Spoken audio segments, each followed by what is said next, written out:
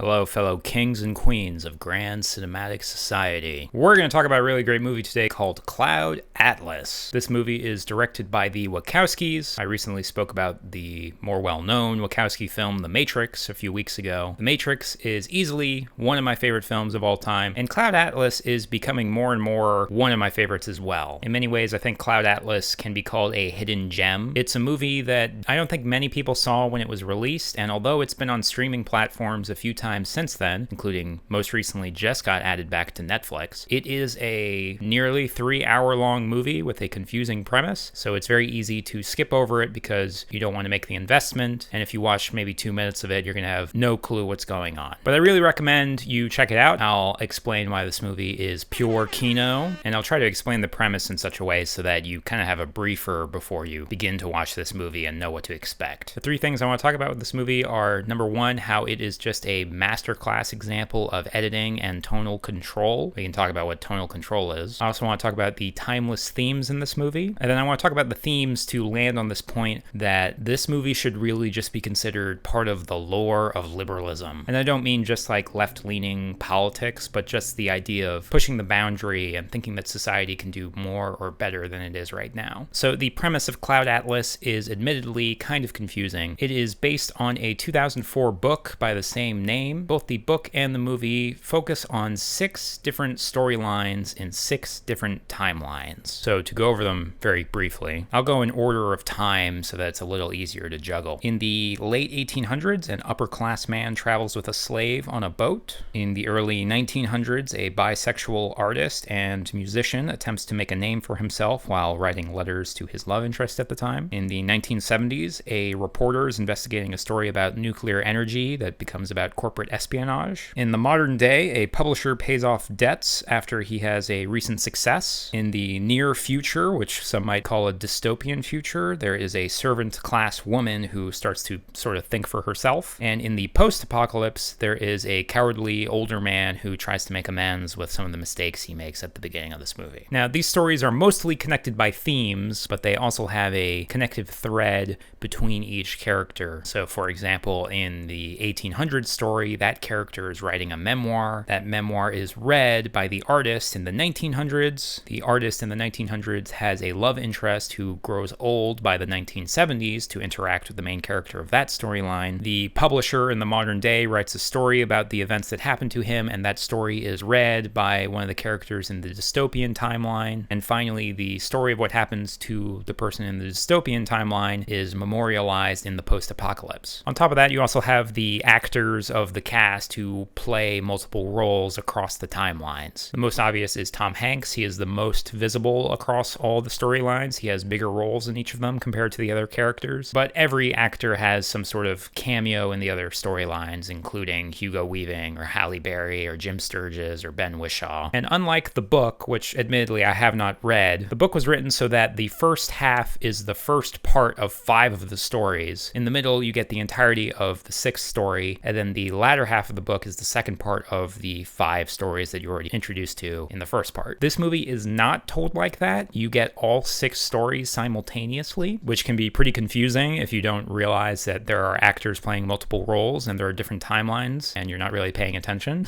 But I think it's really well done. And obviously the thing that makes it so well done is the fact that this movie has really masterclass editing and tonal control. I'm not certain if this classifies as ironic, but I've always thought it was very funny that the Wachowskis are such classically trained filmmakers, considering the ideas in their film are usually so progressive in many ways. Classical filmmaking is what many people would just consider filmmaking. There are these rules that you may be aware of or not aware of that a lot of filmmakers have just subscribed to as that is how you make movies. Things like diegetic sound, which means you only hear things if they exist in the movie. Maybe you'll get like a soundtrack, which is an example of non-diegetic sound, but you're not going to get any weird sound effects that don't exist in the movie to sort of accentuate the tone. There's also just basic camera stuff like establishing shots so you know where you are, or the 180-degree rule so that you never flip the camera in such a way that the viewer gets disoriented about where they are in the geometry of the scene. There's also just basic continuity editing principles so that the story unfolds in the way that you expect it to. Now, there's not necessarily anything wrong with classical filmmaking. I do kind of like reject it at this point because it is such an example of the Spielberg effect on filmmaking filmmaking, which was to take this limitless potential art form and put a bunch of rules on top of it as if there was only one way you can make things. And this type of filmmaking has really dominated the industry since, let's say, the early 80s to as recently as the beginning of the 2010s. I think it is breaking apart a little bit more recently, but throughout that era, there were some movies that people really loved, like a lot of Spielberg's movies, but there's also what I would call some of the most unimaginative drivel that has ever touched the art form. I think of movies like A Beautiful Mind or Scent of a Woman, or I don't even like Forrest Gump personally. And I would even say that Spielberg's later works, although there are some apologists for them, things like War Horse and Bridge of Spies and The Post, these movies are just so goddamn boring. But the Wachowskis are really skilled at this type of filmmaking, and I think it's specifically because it lets you focus on the movie and not how it's made, which is really important for their work because they are typically exploring really complicated ideas. So just getting your mind around what's happening in the contents of the plot and the film is enough of a challenge that you also don't want to have what some might call a more engaging viewing experience if they use more inventive filming techniques. But these movies don't really need them, and in fact they probably benefit by being so classically focused, so you can just focus on the story and what's going on. With that in mind, I think it's not a stretch to say that Cloud Atlas probably could not have been made by any other filmmaker, specifically because they have such a deep understanding of classical filmmaking. They know how to make a really complicated story very coherent very quickly, and that's really evident in all the creative decisions they made in the first hour of this movie. So even though you are juggling 6 different storylines, they knew that that was something viewers needed to understand immediately. So the first 5 minutes of this movie are sort of like a television show that says, like, previously on Star Trek. And after you get those first 5 minutes that serve as an introduction to what this movie is all about, the subsequent 50 minutes or 45 minutes are gradual introductions to each of those 6 storylines, so you really get acquainted with the characters and what the situation is with each of those stories. Which is to say, you get like a solid 5 to 10 minute introduction to every character, so you have a clear idea of this is what's happening in the storyline, these are the key characters, but also this is how these characters or their ideas relate to the other storylines that are happening in the movie. There are some pretty good examples where there are match cuts from one character to another, which expresses that this person is representing this archetype that continues through various storylines. And once you've settled into what the plot of each storyline is, the rest of the movie is guided by what is appropriate for the tone. Tonal control is one of those things where audiences and amateurs don't really think about it because professionals handle it so well most of the time. That said, there are some recent movies that are examples of really bad tonal control. Movies like 3 Billboards or X-Men Apocalypse or like Hancock that I can think of, that Will Smith movie from over 10 years ago. These are movies that most commonly are really bad at choosing where to put humor in their movie when it's otherwise a very dramatic film, or the other problem is when there are really explicit scenes of violence in a movie that didn't seem like it was going to go in that direction. And I use those 2 examples because Cloud Atlas actually has that full spectrum. There are scenes of really corny, silly humor, but it's delivered in such a way that it comes across as endearing and sweet. And there are also scenes of pretty grotesque violence in this movie, but they never make the mistake to put those too close together. And more importantly, the whole movie is just sort of riding this wave of what is appropriate to be experiencing at that point in time. And I want to say it's not mechanical either. It's not like you reach the 20-minute window where all the jokes are made and then the 20-minute window where all the violence happens. It is interspersed pretty evenly, and the filmmakers did a really great job of making all of those moments and those scenes feel very natural to the story that's being told. And I also like that they established that this movie can go wherever it wants pretty early on. There's maybe like 4 or 5 scenes of pretty vicious violence in this movie, and one of the first ones is in the first 15 minutes when somebody gets thrown off of a rooftop. They could have easily just shown somebody go over the roof and implied that they were now dead, but they really zoom in on that stuff to show how horrific it is, and I think that was a good way to communicate to the audience like, hey, this can go places, and we are going to go to those places. So much later in the movie, when you get reintroduced to that violence, you don't feel like, okay, this was like very different from the rest of the movie. You've sort of been given the heads up that this is a direction it could go in if it wanted to. And that's pretty incredible given that some of these storylines are so goofy that they are about being like locked in a nursing home and having like an escape sequence between a bunch of other bumbling old people, while also having another storyline where cannibals exist and they are like a hunter aggressive tribe trying to kill people. The fact that both those storylines not only are told in the same movie and there's no tonal problems, but they're also cut in between one another in a way that's very effective. which is what I wanted to say about the masterclass editing in this movie, is just how good it is at interweaving these stories without being mechanical. So whereas the book had the first part of 5 stories and then the second part of 5 stories, this movie does not follow that format at all. You get a weaving between all 6 stories in multiple ways, and sometimes one of them will take the back seat for a couple of minutes, but you won't really realize because you're so focused on what's happening right now. I think this really speaks to the Wachowskis' incredible understanding of the filmic language, which is a little difficult to describe, but it's mostly about understanding what a scene needs to be successful. And it's not just that the audience needs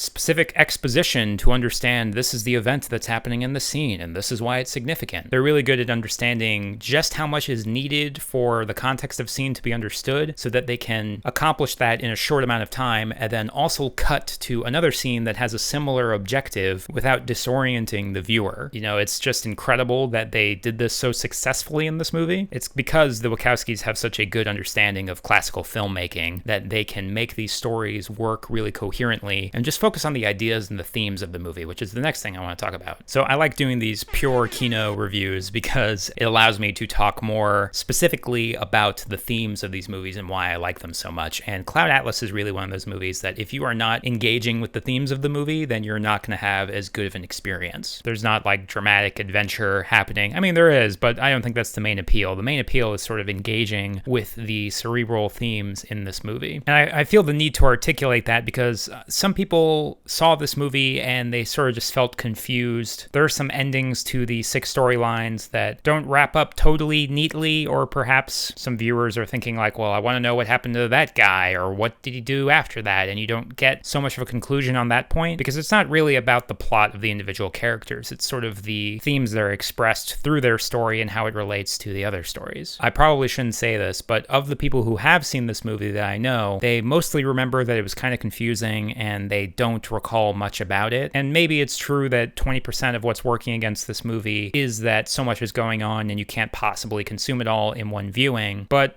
I think most of the problem is that people are just kind of dumb. So with that in mind, I kind of want to articulate some of the themes that are very obvious in this movie, but maybe they'd be overlooked if you're not looking for them specifically. So the first and most obvious is this concept of imprisonment. There are a few literal examples of imprisonment, whether that's Sonmi's character in the dystopian future, where she is literally imprisoned both as a type of accepted slavery and also because she has been arrested by the local government. And then there's also the Cavendish character who's in the modern day that gets locked in a nursing home by his family member. But there are other ideas of imprisonment that are expressed here, and the general idea is how the concept of a prison can limit a person's potential and who they are and what they can accomplish in life. So you could say the societal attitudes towards slavery or sexuality are a type of imprisonment for the 1800s character and for the early 1900s character. There's this interesting idea that the family that you have can be a type of imprisonment about your potential. So for the most clear example I can think of, the Cavendish character in the modern day, who is trying to seek some solutions to his debt problems, which you could say are self-inflicted, but he reaches out to his brother, and his brother in turn locks him in a nursing home because he's sick of him. And there's some other stuff in other parts of this story about how the family members you have can kind of limit what your potential is based on their more conservative views on how things should be, or that they're not as willing to support somebody that's kind of pushing against the barriers of what is possible. There's also just being a prisoner within the circumstances of your own time. This is very clear in the Frobisher character, who is obviously bisexual and can't really be their true self, and in fact, when they reveal their true self in their storyline, they are punished for that. This is also true in the post-apocalypse, where there are these warring cannibal tribes that are cast a shadow over all of existence, and you're constantly terrified for your life, and you can't really think about what's best for my community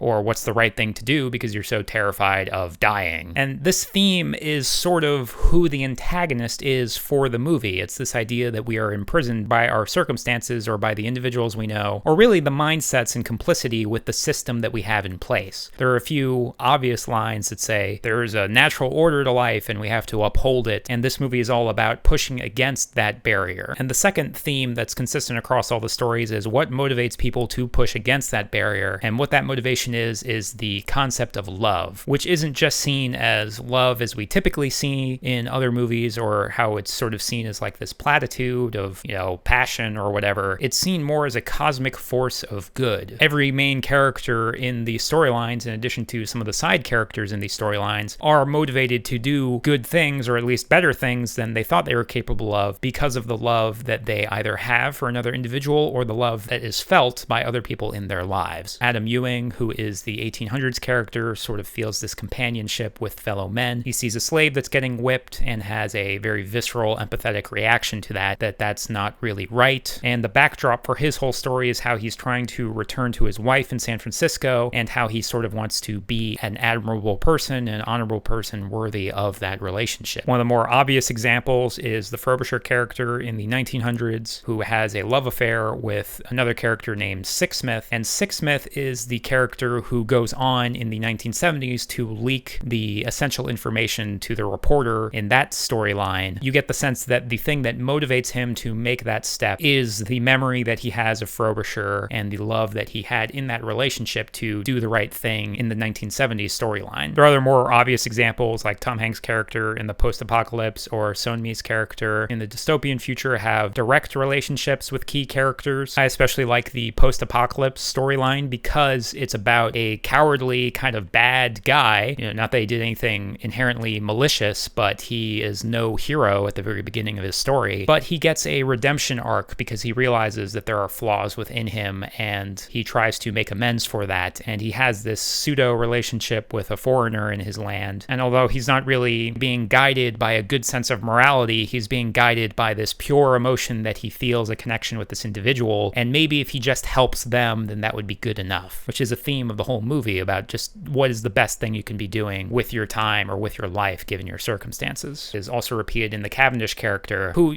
frankly comes across as like kind of a dick and maybe isn't very progressive in his ideas of acceptance, especially when you compare him to the other characters that actor plays throughout the storylines. But he is reminded of the true romance he had when he was a younger person that motivates him to think more purely about what he should be doing in the world and what type of story he should be telling. And again, that story becomes the telenovel that Sonmi's friend sees that inspires her to sort of think for herself and question the slavery circumstances that she's in. So that example specifically, I think, is one where the Cavendish character maybe didn't mean to write some magnum opus that would launch a revolt, and maybe he didn't care about those types of things. But just by the nature of pursuing what he loved and his passion in the world, that just somehow worked out as a way that made the world a better place. And that's kind of what this movie talks about when it says the concept of love is a cosmic force rather than just like an emotion or a feeling. It is something that if you pursue is purely good, assuming that it is a pure feeling of love. And it's worth noting that this isn't the type of love that we sometimes experience when we're insecure or inexperienced, which is like love is a type of ownership, like this is a thing that belongs to me and I need to protect it or something like that. It's more of a genuine appreciation for another individual that's very pure. Another example is Sonmi's character has a romantic relationship with the man who's saving her, but the actual impetus for her whole storyline is the connection she felt for her friend who introduced her to the story of Cavendish, which is all about pushing against the system and not being subjected to criminal abuse. And it was that relationship and that friendship, which was a type of love, that acted as the catalyst for the rest of her story. The other theme I want to mention is one that the movie doesn't completely land on, and I don't think it's prevalent in the book, but it is this idea of recurrence. This is an idea that's fleshed out a lot more in the Wachowskis' other movie, Jupiter Ascending, which is a god-awful movie. But you also saw some of it in The Matrix with the cycle of Zion and how the one has come around many times, and this is just something that happens over and over and over again. This movie dabbles with it a little bit, the idea that our persons are possessed by these archetypical characters that exist throughout time. This is kind of like a totally different topic onto itself, but it's like the archetypical example of the fool, which is like a character that has a level of optimism that is usually depicted as the hero of a story. Or another common archetype that people hear is the concept of the tower, which is somebody that needs to come to terms with the structure that they're familiar with sort of breaking apart and how you need to react to that and sort of come to an understanding of the world now that the institution you relied on is no longer there. There are some more subtle examples of that, like how Tom Hanks' character tends to play flawed individuals who have some sort of mean streak to them. Hugh Grant's character is almost always the villain of the story that he's in, or how Hugo Weaving is maybe the most menacing character in all the storylines, including a particularly humorous one where he plays the main nurse for the nursing home storyline. Those are a bit more subtle examples, but there's also really direct examples, like how Halle Berry's character and Tom Hanks' character have a pseudo relationship in the 1970s storyline, which does not work out, but then in the post-apocalypse, they are the main characters there, and it sort of works out a bit better. Or the alternative is the main characters from the dystopian storyline, which are Sonmi and the person that's rescuing her, are played by the same actors as Adam Ewing in the 1800s and his eventual wife that he meets at the end of the storyline. There's a really good edited sequence where you see their relationship in the dystopian future not succeed, whereas you see their relationship in the 1800s succeed. This idea of like, there are these archetypes of ideas that always pursue the same type of goals and same type of things, and depending on their circumstances, sometimes it works out and sometimes it doesn't work out. These are relatable stories that you may find yourself in. You may find that you are one of these characters in your own life and you are pursuing a timeless story that has existed and repeated throughout the ages. I wish they landed on this point a bit more cleanly, but I also get how it could have been really corny if you see 6 different examples of that throughout the story. So it's not something that they ever completely land on as a beat or as a point. It's more something that they interwove into the storyline. And again, I don't think that was in the original novel. It's just clearly something that the Wachowskis think about all the time because it's in all their other work. And the last concept I want to talk about is also my transition to my final point here, which is how this movie should really be in the mythos of the lore of what liberalism is. And that is the concept of influencing other people and influencing the world that you're in. The spectrum of the storylines told in Cloud Atlas are as diverse as they possibly could be. There are stories of being a leader of a resistance movement in a dystopian government, and there is like a summer love affair in the early 1900s when you're just trying to stay employed. So one of those stories is like hugely consequential and life-changing and very obvious how it could affect the world, and the other one is very personal and doesn't seem to have a clear impact on the world itself. But what the connection of all these stories expresses is that there is no small action when it comes to doing the right thing, because what you do is you inject that goodness into the world and it spreads out further than you could even imagine or you could even perceive. It's not like Frobisher believed his relationship with Sixsmith would lead to the unraveling of a espionage plot to get one over on the American public. And again, that Cavendish story that was sort of a self-obsessed author writing about his own personal struggle, I'm sure he didn't think that that was going to be the catalyst for a revolt in a oppressive society. What this movie is about is that you don't have to really think about the outcome of what you're trying to do. As long as you are pursuing something that you love, as long as your intentions are pure, that's really the best thing you can do. And it also articulates this idea that that is how good things happen in the world. It's all these smaller actions that amount to a cultural shift throughout the entire world. Historians like to point to, well, this president or this highly notorious character is the one that emblemized this cultural shift in the world. But as they say in the movie, it is more so not an ocean change, but a multitude of drops that all create this ocean that shifts the waves of culture to one mindset to another throughout time. And again, one of the main ideas that are articulated in this movie is the barrier of the natural order or how things are right now. I believe there's a scene that's articulated by Frobisher, which is sort of discovering that all barriers in culture are manufactured by the people in that culture. And just the act of recognizing that it's something that's created, it doesn't just naturally exist, it's something that's born out of people's decisions and the views that they choose to have. Just recognizing that is the first step to acknowledging that you can change it, even if it's on a small scale or a massive scale. There's really no scale that's insignificant when you're talking about the future of our society and the views that we hold within it. And that's true for everything, whether it's institutional racism or whether it's homophobia or if it's corruption in government or in corporations, or even if it's the concept of imprisonment or slavery of your own expectations. This is something that's portrayed in the post-apocalypse story with Tom Hanks, where his view of himself is what's limiting his ability to do better things. He sort of views himself as a coward. He prevents himself from